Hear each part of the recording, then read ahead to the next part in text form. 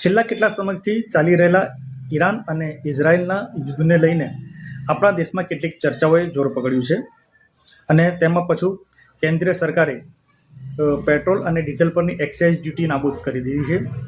તેને લઈને લોકોની અંદર એક ગેરસમજ ફેલાઈ રહી છે. એક ગેરસમજ એ છે કે લોકડાઉન લાગશે, પરંતુ સરકારે સ્પષ્ટતા કરી દીધી છે કે લોકડાઉનની કોઈ સ્થિતિ ઉદ્ભવવાની છે નથી અને લોકડાઉનની કોઈ પણ જાતની પ્રક્રિયા અમલમાં મૂકવાની નથી.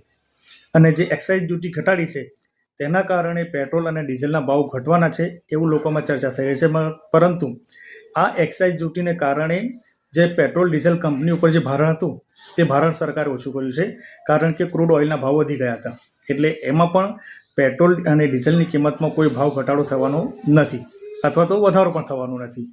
એટલે આ બે ચર્ચાઓ જે હતી એની પર સરકારે નિવેદન આપી અને પૂર્ણ વિરામ મૂકી દીધેલ છે.